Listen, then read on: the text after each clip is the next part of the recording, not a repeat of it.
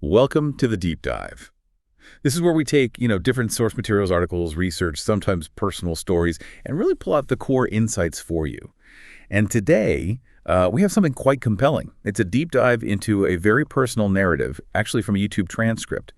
It's this intense story about resilience, really complex family stuff, and importantly, about setting boundaries. Exactly. And this specific journey, we're going to trace it from, well, early life challenges through finding unexpected connections, then navigating some really painful betrayal, and finally finding peace and, self-worth. It's quite the arc. Okay, let's get into it then. Our mission today, to really unpack the big takeaways from this personal account for you. Not just what happened, but maybe the why behind it and what it could mean more broadly. So the story centers on Laura. And her early life was marked by, profound loss. She lost her parents when she was very young. Just devastating. Yeah. And she was taken in by these lovely elderly, the Parkers. But then tragedy struck again when she was just 19. The Parkers died in a car accident. Oh, wow. So she was alone again. Completely. And what's really striking is what she did next. Almost immediately, she sold the house full of memories, obviously, and moved to the city. Decided to study financial management in college. That choice, financial management, it's fascinating. After so much uncontrollable loss, choosing something focused on, control and planning, Yep. it suggests a deep psychological need for agency, right? That makes sense, like trying to build stability. Exactly. It sets a tone of self-sufficiency almost immediately. It's a coping mechanism, but a very forward-thinking one. Still, city life was pretty lonely for her at first. Those nights alone were tough. But then she met Peter, who she calls Jack, later on at a friend's party. The unexpected connection. Totally. He was apparently the opposite, loud, funny, just full of this contagious energy, and they clicked, right away, apparently over a spilled drink, and they found out they both loved old movies and hated sushi. It's often those little things, isn't it? Right. And even the proposal sounds perfectly imperfect. He almost crushed the ring, apparently. Oh, dear. But it speaks volumes, doesn't it? That kind of clumsy, genuine start. After so much loss, finding that sort of easy, unforced comfort that can be incredibly healing. It seems like it really was. A sense of belonging, maybe? Precisely. It offers profound comfort, makes those lonely nights feel, less lonely. So Laura and Jack get married, and things seem to settle into a new kind of normal. She gets welcomed into Jack's family, his parents, Mr. and Mrs. Scott. A new family unit. Yeah, they had this cozy suburban home, apparently very welcoming. Mrs. Scott especially, always saying how happy they were to have Laura, little hand squeezes, making her feel like part of the family. Laura said their warmth was like a balm for my heart. And you can imagine, after everything she'd been through, how significant that must have felt, finding that embrace, that stability. Yeah, almost like filling a void. It's a deep human need, that sense of belonging. And for her, it must have felt, both comforting and maybe even a little overwhelming after being on her own for so long. But then things took a pretty dramatic turn. Jack had to leave for a year-long business trip. Okay. And almost right after he left, Mr. and Mrs. Scott's health just rapidly declined. Mrs. Scott called Laura, sounding really worried. Oh, no. And Laura, she didn't hesitate. Packed a bag, moved into their house. Just like that. Mm-hmm. Took over everything, cooking, cleaning. Mm-hmm.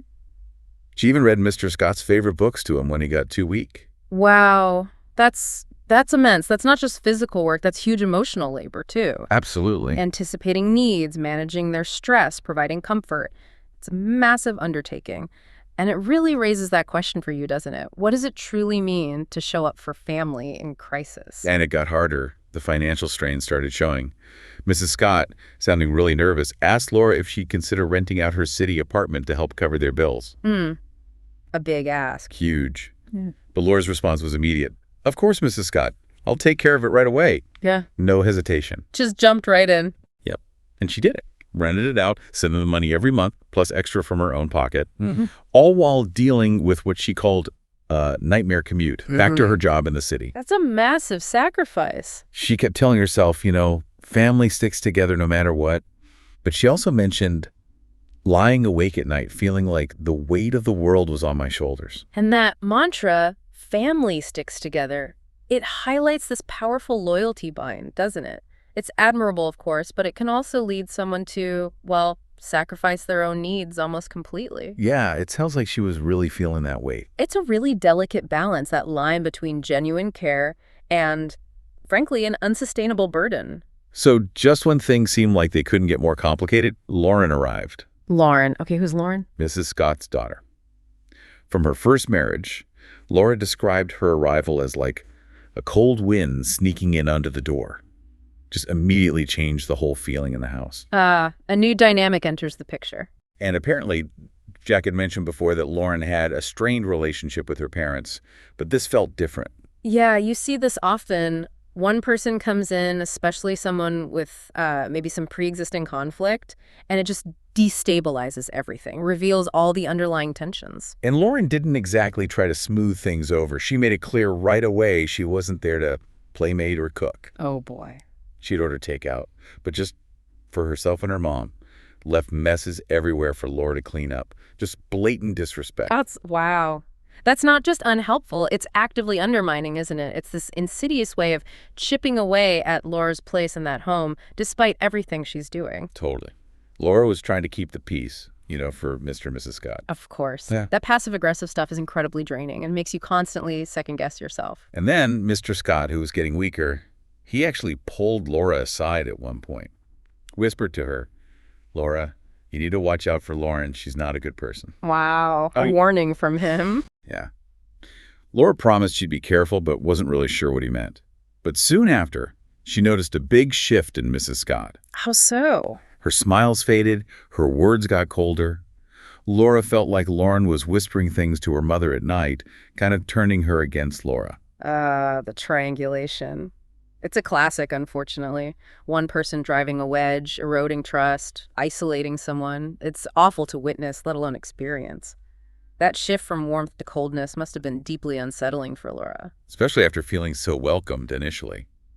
Then Mr. Scott passed away. Oh, that's so sad. Yeah. Jack came back for the funeral, just briefly. Mm-hmm. And Laura, well, she decided not to tell him how bad things had gotten with Lauren and his mom. She wanted to spare him more grief while he was dealing with losing his dad. That's a tough call. Protecting others versus carrying that burden alone. Right. It seems selfless, but sometimes holding it all in, especially during grief, it just intensifies your own load, And maybe delays dealing with the real problem. It raises that question for you. When does protecting others actually harm yourself? Well, as soon as Jack left again, Lauren apparently dropped any pretense. She started acting like the lady of the manor, just taking over completely. Okay, so escalation. Big time. And then came something truly shocking. Laura came home one day and found her personal things, watches, jewelry, even underwear and dresses, just thrown carelessly into the bushes outside. What? No. Yeah, just tossed out like garbage. And when Laura confronted her, Lauren apparently sneered and called her a useless beggar. That's beyond disrespect. That's a violation. Throwing someone's personal, intimate belongings away like that, it's dehumanizing. It's about power, stripping someone of their dignity. It's just cruel. But the absolute worst part, the real breaking point, came from Mrs. Scott. Oh, no. Don't tell me she sided with Lauren. She did. Laura pleaded with her, probably reminded her of everything she'd done. But Mrs. Scott just coldly said, "This is Lauren's house now, and then maybe it's time you found somewhere else to live." Oh, Laura, that's betrayal trauma right there. When the person who is supposed to be your support, your family, turns on you like that, especially after all the loss Laura had already endured, that cuts incredibly deep. Shattering, she called it. And the tension just kept building. Then one evening, Laura came home early from work unnoticed. Okay. And she overheard Lauren and Mrs. Scott talking. Plotting, actually. They were planning how to manipulate Laura into selling her apartment. Lauren literally said they needed to take away my only financial security. Oh, my God. That's predatory. Laura said fear just gripped her. In that moment, she knew she had to get out. Hands shaking, she packed just the essentials, slipped out the back door, didn't even say goodbye, just left. That is a critical moment. Absolute clarity hitting her. That's self-preservation kicking in, big time. Recognizing the danger, the toxicity, and taking immediate decisive action to protect herself and her future. Breaking free. She went straight to where Jack was staying temporarily. The minute he opened the door, she just broke down and told him everything. And Jack's reaction? Furious. Apparently, he said something like, "Laura, damn it, you shouldn't have to handle something like that on your own." Pacing, just livid that she'd been put through that. But totally supportive, rock solid. Thank goodness. That's what she needed. Someone validating her experience, being in her corner, refusing to let her be mistreated. After all that isolation and betrayal, his support must have felt like, well, everything. It sounds like it. And he didn't wait, picked up the phone right then and called his mother. Oh, this should be interesting. His voice was apparently firm, no messing around. He told her flat out, if Lauren didn't leave, and if Laura wasn't treated with respect, then all help was cut off. No more money, nothing. Wow, setting a hard boundary. Definitely. After he hung up, he apparently turned to Laura and said, looks like it's just us now, babe, but that's all we need. That's powerful. That's him drawing a clear line in the sand, not just for Laura, but for their future together. He basically dismantled the system that enabled Lauren's behavior by attaching real consequences, prioritizing their new family unit. And Laura seemed to draw strength from that, too. Because not long after, Mrs. Scott called her. Asking for money, I bet. Yep. Desperately demanding money. But Laura, remembering Lauren's insults, just said, I'm not sending money to people who treat me like that. I'm done. Hung up. Blocked the number. Good for her. That takes incredible strength, right? To hold that boundary, especially with someone who once showed kindness, who represented family. It's this act of profound self-respect. She's saying, my well-being matters more than this toxic connection. A total shift for her. And then some happy news finally. Laura found out she was pregnant. Oh, wonderful. Yeah, so they decided, okay, sell the city apartment, buy a nice house out in the suburbs, start fresh. A new beginning. Exactly. But just as they were planning the move, guess who called again? Mrs. Scott. Yep. Sounding desperate, pitiful. Apparently, Lauren had forced her to sell the house, took all the money, and just abandoned her. Left her with nothing. Oh, wow. Karma, maybe? Maybe. Mrs. Scott pleaded, begged to come live with Laura and Jack. And Laura's response, this is a test, right? It was. Laura was compassionate, apparently, but firm. She told her, you chose this path when you sided with Lauren. You need to live with the consequence of your actions. Ended the call. Blocked her number again, for good this time. That's accountability in action. It's not cruel. It's about understanding that choices have consequences. Laura showed empathy, but she didn't enable the behavior or sacrifice her hard-won peace. It's a masterclass in healthy boundaries, recognizing you can't fix someone else's destructive choices, especially when you warned them. It seems like that was the final chapter with them. Sometime later, Laura actually saw a newspaper headline. Lauren had been arrested.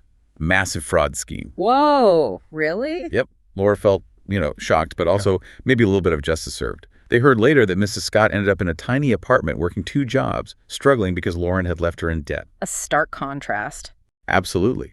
Because for Laura and Jack, life was moving in a completely different direction. The real joy came with the birth of their daughter, Kelly.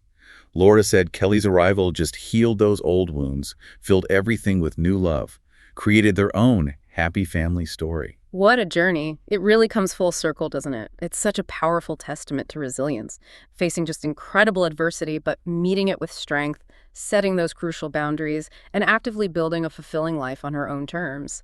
Healing isn't forgetting. It's choosing to fill those spaces with something healthier. Yeah, this deep dive really uncovered an incredible story. Profound resilience against loss, against betrayal, the sheer strength you can find in advocating for yourself, and just how vital healthy boundaries are, alongside nurturing the family you choose. Absolutely. And it powerfully illustrates, doesn't it, that while you can't always control what happens to you, you absolutely have agency in how you respond. You control the boundaries you set, the path you choose. You get to build your own peace, define your own family. So, thinking about all this, what does it mean for you listening right now? Maybe consider this. How do the stories we tell ourselves about family, what it should be, shape our expectations? And maybe when does protecting your own peace, your own self-worth, become the most important act of love? Not just for yourself, but for the real, healthy connections you want to cherish. That's a great question to sit with. Definitely something to think about. We hope you'll continue your own deep dives into the knowledge and stories that matter most to you.